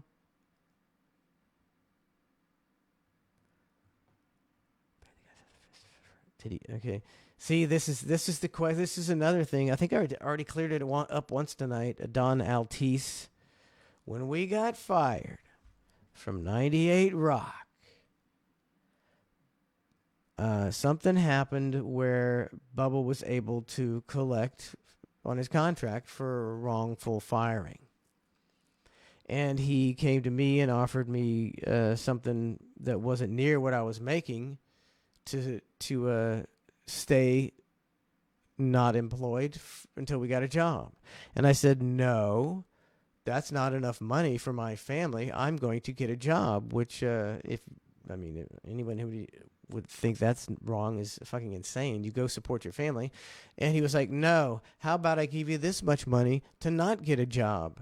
And I was like, that sounds like a good deal to me. And it was a business decision.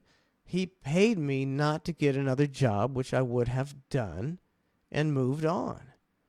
But he wanted me in his arsenal because he wouldn't be successful without me. So he paid me the money that he was being paid in the show that I helped make successful. So keep coming with that fucking lame-ass question, and I can fucking wrap it a million ways to Sundays around and twist it around your fucking teeny little brain, and you'll still say, but did they pay you when you make the fire the first time? Whatever, you fucking dolts. Lasker in here? Somebody said Lasker's in here. Bro, it's a superstar cavalcade. We got Lasker. We got 25 Cent. 25 Cent. Oh, we got Carbuncle in here. Oh, Gene, did you ever finish your house? Oh, man, you're supposed to have a big fucking bonfire and shit, and then they got the fucking social distancing bullshit. I fucking waited for like 2 years to fucking go to your fucking bonfire when your house was done, and wow, I want to 25 cents. Oh, I hit something. I hope I didn't fuck shit up. We're still on. What did I hit? I hope we're good. I think I just paused it. I got the volume on. Oh, we got Carbuncle in here? Okay. We should still be on. Are we still on, babe? Oh, nobody's out there. Well, nobody says we dropped off. What's up, Kevin Turner? Greg Dawson? He says, I got a 10-pack of toilet paper if you sign a contract today. What kind of contract is that? I'll sign a contract. Why did hurricanes... What was that? Okay. Why did Hurricane Stevens haul ass?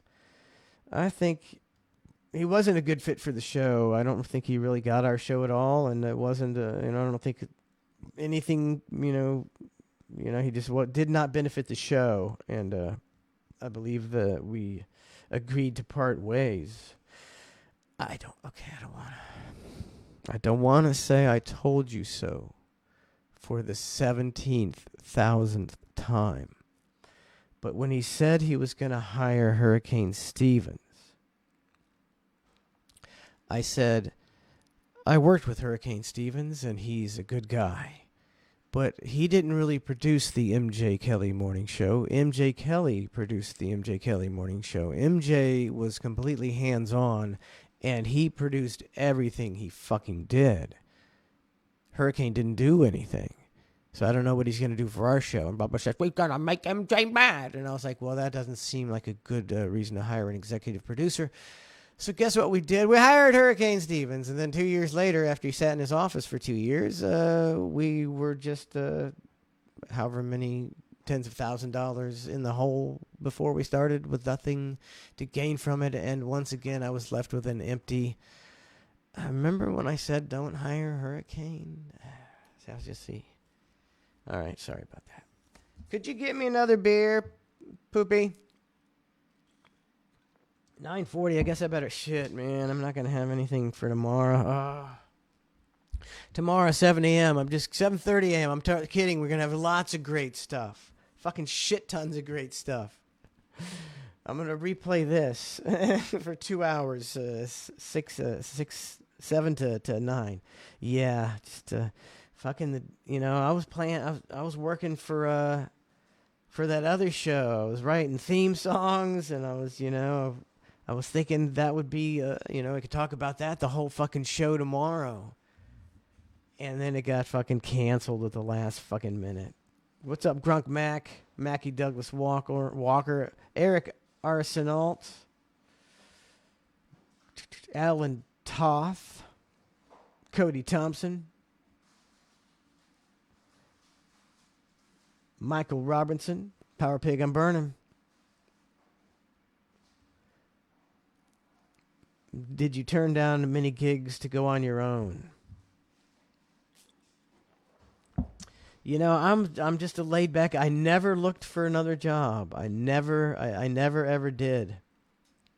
And let me tell you, I was squashed so bad. And you know, like I said, I'm an easygoing guy. Thank you so much, babe. You know, I just let myself get squashed. You know, it's like I was in this market for 23 years. Not a sniff of an interview, an article of anybody. You'd think that somebody that was on the _1 morning show in Tampa we were #1 forever, and he was always getting all these articles written about him, and I'd get like maybe a mention, and you know, and it's like I guarantee they fucking squashed the fuck out of me. I bet no opportunities came through my way because that's all they cared about was not losing me, and you know that's what I get for I'm complacent. You know, I'm easygoing and I'm stupid. You know, I was stupid, but hey, I had a good career for being stupid. I made a pretty good career. I worked with Howard Stern, so I'm pretty happy about that. I offered to help Gene Lasker build a studio, and I got a message from a Bubba minion that Bubba was done with me. That's Sean Raz. Yeah, so you wouldn't want to help out one of Bubba's lifelong friends. How could Bubba turn his back on a lifelong friend and lifelong employees? Because he don't give a fuck about nobody. How racist was Bubba off the air? Yep, pretty racist. Are there things you're not legally allowed to no, I can say whatever the fuck I want to say. It's a free country. I've never signed anything. All I say is the truth. So I say whatever I want to say. You know, they got no control over me at all. Pretty sad. This is a sad situation. Yeah, I mean, I think I've said it before. I think the most disappointing thing in my career was how I was not supported by the Bubba Army. It's like these guys that I passionately spoke about the Bubba Army and how they were such good people and such a good community, and I always praised them and thanked them. And at appearances, you got Bubba don't give two shits about nobody. He just wants to go do the appearance and get the fuck out of there. I always hung out. My family hung out. We drank. We partied with people. We had good times with people. We smoke in the back of people's cars, and those people all turned their back on me and believed someone who doesn't give a shit about them over me. I was really flabbergasted. And I was like, well, I guess I'm a fool. I guess the Bubba Army has made me a fool. I have touted their praises and talked about their, like if you're ever in trouble, the Bubba Army, they're good people. They will help you. And they're, the majority of them are blind sheep. I mean, you may be one of the people who can see through it, but the majority of them are just blind sheep. I mean, it boggles my mind how I could be, for 23 years, Bubba's himself on the air. I'm myself.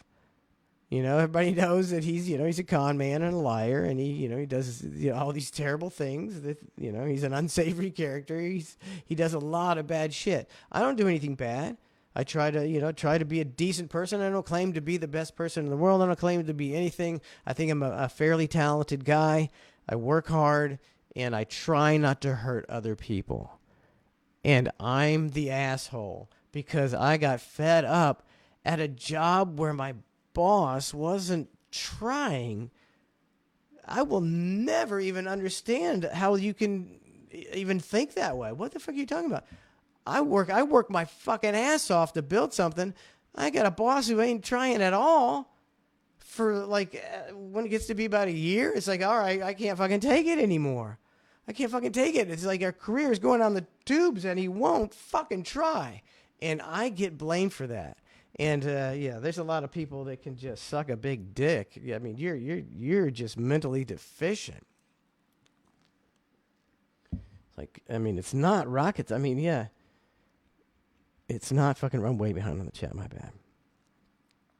Can we get a net, no net to wrap it up on the backside? What time is it? 9:47. Wow. What did I have? I didn't do any of this shit. I just blabbed and talked questions. This is fun. Let's do this again.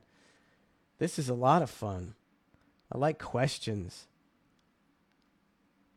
It's like I don't know if I ever talked. I got on a rant about the chat and how Bubba's chat and how they hate. They're so hateful. 25's back in there. Okay.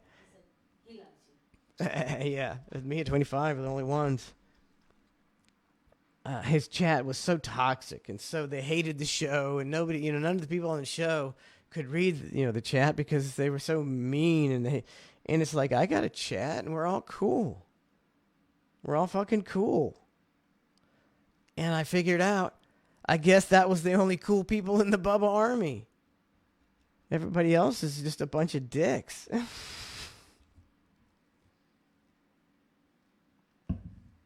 Why do you think he does what he does, says Tim Martin. What is he wanting to be the result? I think he's mentally ill and he enjoys chaos. I don't think he's happy when he's super successful. I think he's one of these people that crave drama and he craves the attention that ruination gives him. It's a fucking complex they could probably study for decades in the psychological annals. Yeah, it's a weird kind of fetish deal. You get off on failure. You get off on achieving the heights of the heights and then shooting yourself in the foot. It's a pretty kinky deal there. Brian says Bubba pays to be on the air. Maybe he does. That is a pay for PlayStation. Yeah, I mean, you knew when he got rid of Gene that, he'd completely lost it. It's like, and he didn't use Gene. I'm going to go on another rant. It's like Gene, Gene's a good guy, man. Gene, I hang out with Gene. I'm bummed out that we can't get together for his house bonfire deal. He's a good guy, and he cares. He's not getting paid for the show. He cares about the show because he's been a part of it for so long. Even though he really never got, he was never employed, and he cared about it. And he would come in with his face painted. He'd get up at 4 o'clock in the morning, and Sarah would paint his face in these bizarre things because he thought that that would make a good visual for Twitch. And Bubba didn't even really give it, never even put it over. He gave it the time of day. And Gene wouldn't even barely talk to Gene. It's like you got Gene Lasker in there one day a week and you don't even use him. And then we started doing, I do Gene's picks. And so I write Gene's picks. I spent a lot of time writing Gene's picks, trying to make them good. And just, I know where to, kind of lead Gene one way, and I know that Gene will take it and fucking make it a home run. Me and Gene worked great together. I'd give him the shit. I'd say, study that shit, Gene, and don't worry about some of those words, because I would intentionally give him the hardest to fucking pronounce names in the league, always, because that was part of the deal, to listen to Gene fuck up the names. And we tried to make that a funny bit. Gene Lasker's picks. I think people liked it. And he got to where he would just shit on it. And Bubba would, he would make that bit funny. He would help. It was like, I would write it. Gene would read it. He'd Lasker it up. It would be funny. Bubba would prod him, make it more funny. It was a good bit. Then he stopped prodding. Then he stopped liking the bit altogether. And you could tell he was like, Lasker's picks. It's like, all right, well, we really work hard, and I thought it was a pretty good bit, but let's just move along, like everything else. All right. Oh, geez, I gotta catch up. I hope everybody's enjoying the show tonight. I'm having a good time. I like to talk about the old days. I like to talk about radio. You know, I've been doing it a long time, and I've got great stories. I've worked with some interesting people. You know, we've worked with fucking Howard Stern. We've done a lot, and so this was fun. Oh my, Manson getting some attention. Yeah, that would never have would never have done a State of the Manson before. Heaven forbid.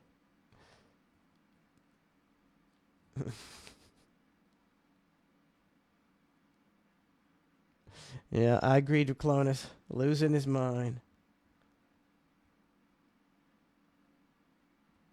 Yeah, you're right, Randy. What's up, Ryan Avery? Andrew Barger. Rob Garfucking-Julo, what's going on? Vicky Noggle, what's going on? Danny Butler. Nick Folcarelli. Daniel Swanson. Grunk Mac. TJ Fletcher. TJ Fletcher. You're feeling the same way I'm feeling about this corona thing. I mean, talk about something you can't even make the way they've acted add up. And it's like if they try to make it partisan, so you don't say, "Look, it don't matter what partisan." They've told us one thing and then another a dozen, if not 24 times. And it's like the most simple thing in the world would be to say, err on the side of caution. But they tell you all this other different shit.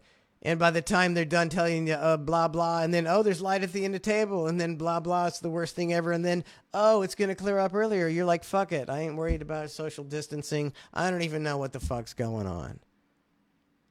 And when you realize that the giantest, the most giant financial bubble was going to pop anyway, just like it did in 2008, except it was 3 times bigger. They done spent all the money in the world. A massive recession was coming. They don't want to be to blame for that. There'd probably be riots in the street if you blame them. But what if you blame a virus? And everybody's already at home, very easy to control. So I know what people would say I'm insane, but that's just, why don't you just think about things? You don't have to believe, I don't know what to believe in this situation. There's at least 10 different possibilities of what's going on. It's insane. You can't believe the official narrative because it's been wrong 17 times. So just keep your eyes open when the world decides to put its entire population behind doors and separate you from your family and keep you from going outside and getting sunshine. You always have to be thinking about that, not just go along like sheep. Let's just move along. I'm just trying to help you people. Don't ever, like as George Carlin said, don't ever believe anything your government tells you. And if you don't believe that's true after the 75,000 lies your government's told you in the last 30 years, then why don't you go quarantine yourself like the government says for about a month for a disease that will kill 80,000 people and destroy the global economy. Great plan. All right, enough of that shit. No, it's not Kevin Hazlett's not in here.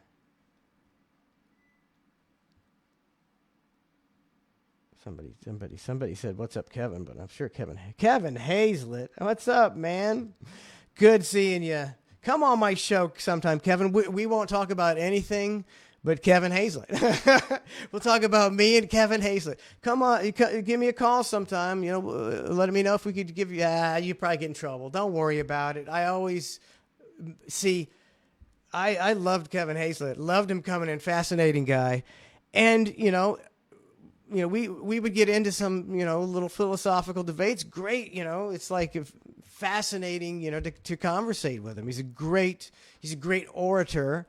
And we had some wonderful sparring back and forth. So if you ever want to give the show a call, Kevin, that would be awesome. I have nothing but respect for you, and appreciate you anything you've ever done for my family as well.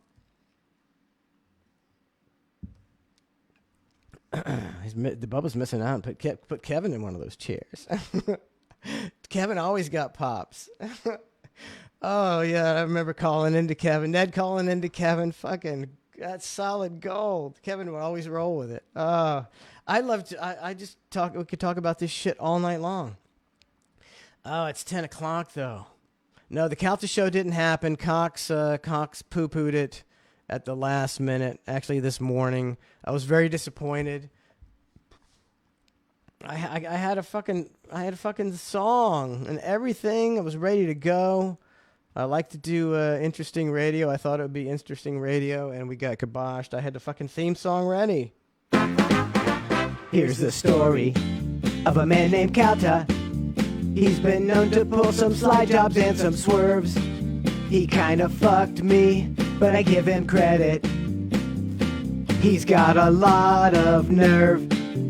Here's the story of a man named Spice Boy.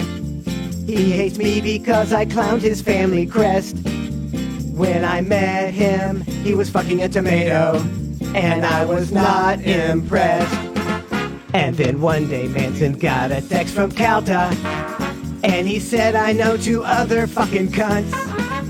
All of us could do a fucking podcast. That's the way we became the Ex-Bubba Bunch. Ex-Bubba Bunch. Who would have thought? We escaped, now we're the Ex-Bubba Bunch. Plus Big Dick. Plus Big Dick.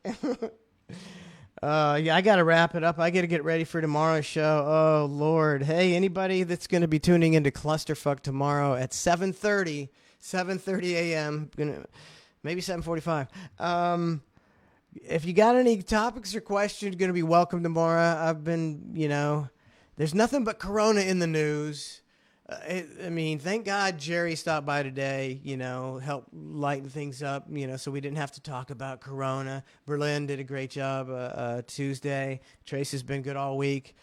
But I have not even begun to prepare for tomorrow because, this, I've been dealing with this. It's a show on, it's a show off, and the social media. And then I'm like, I got people are expecting a show. I could just say, well, it got canceled, or I could do a fucking show. And at least, I did, at least I tried. So we'll see how tomorrow's show is. I'm sure it'll be good. We'll pull it out of our ass. Extra ginkgo biloba and extra show prep. So, hey, I appreciate everybody who tuned in. I had fun. We'll do this again sometime.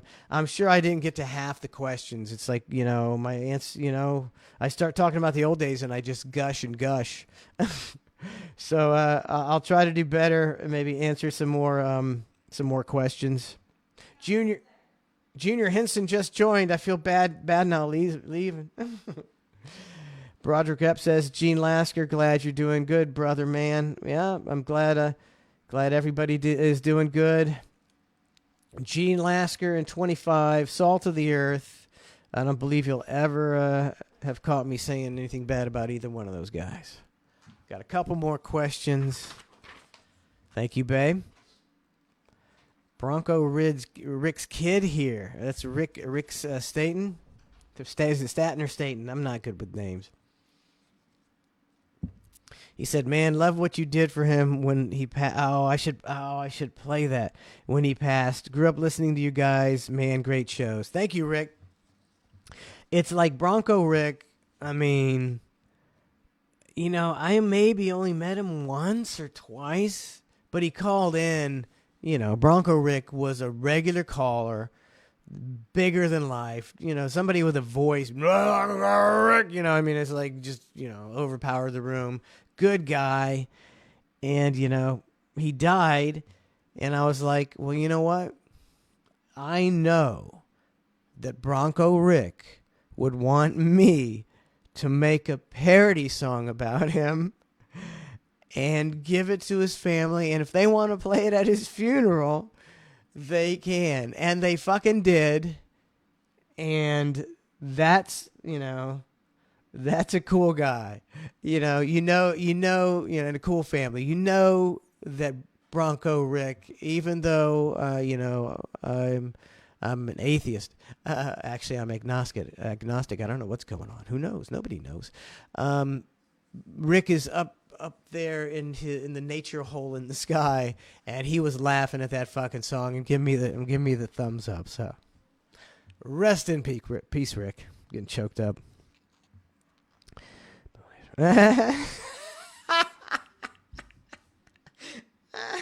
Jamie Flynn says Bubba Light has ruined Bubba. He controls Bubba now. That's what it is. The only man to make worse decisions than Bubba is controlling Bubba. That, you know, and that's so sad. It could be true, Jamie. He's that way. It's a mental illness. Someone like, you know, I'm not saying I'm the end all be all in anything, but I am pretty good at looking at situations and seeing bullshit and using common sense and, you know, and judging talent. And I'm a pretty good in that way. That's something that I'm good at. And my judgment was never used once, not once. So don't blame having to pay to get on AM on me ever, ever, ever, ever, ever, ever. Ever, ever, ever, ever, ever, ever, ever, ever. Zach Friedlieb says, would you go back to Howard if given the opportunity? I would do stuff for Howard gladly. I don't really know, you know. I'd rather just, you know, do podcast, Twitch, whatever I have to do in my home studio with Cluster F and the Bar Show and Ned in Your Head. And, you know, maybe when this fucking Corona shit's over, maybe, you know, we, like if we could add, you know, another person or at least get another, you know, person for a day. Or, you know, I want to make it better and I want to do this. I would gladly, you know, do stuff for Howard Stern. I mean, yeah, of course I would. But I'm really, you know, I got grandkids. You know, I'm not looking to move. It's, you know, it's a very difficult, you know, situation. I'm, you know, at my age, I'm not really looking to pick up and move to New York. I'm telling you, that would be miserable. I would be miserable. I'm not a big city person at all. I'm not Joe Country, you know, with boots and, you know, and a shotgun. But I love nature. I love, you know, walking my property. I love, you know, taking my dogs out. I love the pond. I love playing redneck golf. I couldn't fucking live in a big city, man. All right, I think I need to wrap it up. But great talking to you, Rick, and your dad was a good dude, man. It's like it's not everybody that dies in the Bubba Army that I make a song about. Good dude. You know, I was proud to make that song for him, man. I know Bronco Rick. And I knew he'd love that song. I'm writing that down. I'm gonna fucking play that tomorrow. That gives me some content. I came up with something tonight. Bronco Rick and Xanoxy Man Methivicanax. I might do that tomorrow. I was trying to find that all day today. 10:05. I got to go. I haven't showered. Haven't got ready for the show. Oh God.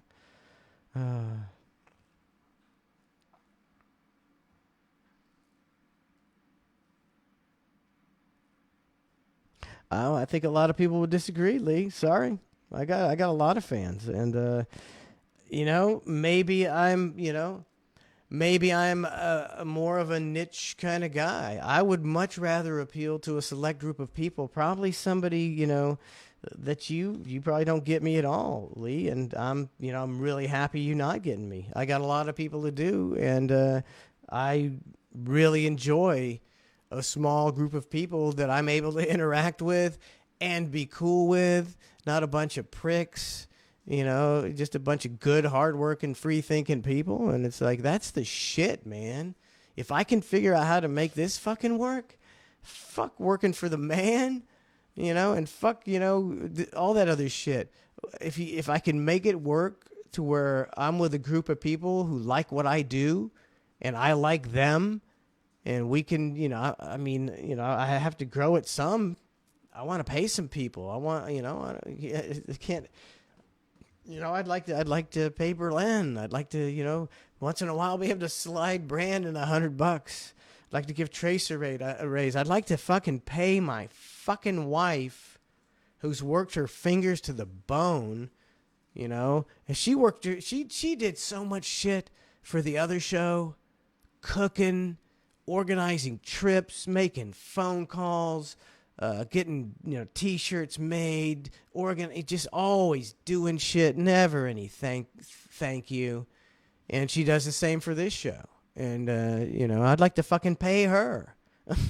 And it's not that she, we make the money, whatever we get, we pay the rent, but it feels good to get a fucking paycheck, It doesn't matter if it's $100. It feels good to get, if somebody says, man, we had a good week and, you're part of the success. Here's $100. Hey, Jerry, here's $100. Thanks for coming in and fucking around today. And we got to play some rap songs and have some fun. So that's what I'm trying to do. It's a long road. But I've got a great supporting cast. I've got great people who support me. And, hopefully we'll be in this together and do something great. That's all I've ever wanted to do is something great. I've done it before. I shall do it again. And I'm out of here. Let me just play something for you. Let me see if I can play something for you just as we ride into the sunset. You can't lose a guy like Manson and think you're just, in my opinion, you're going to replace him. No. He is the funniest guy I think I've ever heard in radio. Oh, get out of here. I got to stop. No, I don't want to start. Ex-Bubba Bunch. Let me give you a Ned deal. So this is from Ned 98.7. This is back in the day on 98.7. It's only like 3 years ago, I think. Time flies. But many of these are phone calls that I would get at my house. I had a phone line at my house. Ned would answer the phone at any time of day, at any time of night, and people from all over not only the country but the world were calling in, trying to do bits with Ned. I mean, they were doing gimmicks, they were doing bits. It was pretty fucking awesome time. So let me find something to play that you might not have heard. I've played. I mean, there's so many though. Let's do this one. 4 minutes of Ned, and I'm gone. Thanks for tuning in, man. I had a blast. Let's do it again sometime. Sorry if they can make the podcast work. I think he might have said something about next week. I'll believe it when I see it. I'm game. I'm looking to have some fun. If not, we'll do this sometime soon too. This was fun. And check out Cluster F every weekday at 7 a.m. Tomorrow, 7:30. It's late. And Ned in Your Head, Friday, 7 a.m. If you want to get metaphysical and just gourd it out of your mind and hear some good songs and just some craziness, Ned in Your Head. The Bar Show, 8:30 p.m. Friday. A long week this week. I don't know what the fucking. It's only Wednesday. Bar Show Friday 8:30. I'm gonna do some shots for sure. Long ass week. Take care, everybody. We will see you tomorrow on Clusterfuck. It was a lot of fun. And now if I can figure out how to turn this Facebook live feed off, I'll get out of your hair. Let me see. Well, no, let's make it smaller. How do you do this? I'll figure it out in a second. I'll just go to Streamlabs. That'll probably turn it off. But if I turn Streamlabs. All right, in stream, here we go. Take care. Thank you so much for tuning in, man. I had a blast.